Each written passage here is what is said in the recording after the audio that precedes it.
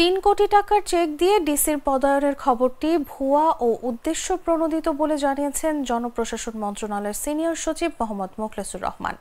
৩ কোটি টাকার চেক দিয়ে ডিসির পদায়ন নিয়ে সোমবার সচিবালয়ে সংবাদ সম্মেলনে সিনিয়র সচিব একথা জানান। সিনিয়র সচিব বলেন, সম্প্রতি কালবেলা পত্রিকা একটি বড় ধরনের গুজব ছড়িয়েছে, ছবি দিয়ে একেবারে ভাইরাল নিউজ করেছে।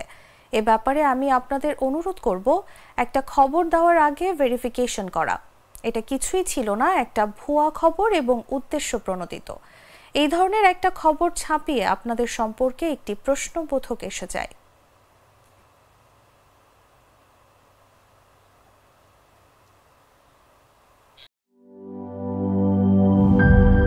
শিয়া বাটার ও ভিটামিন ই সমৃদ্ধ lily glam beauty soap. Lily, always beautiful.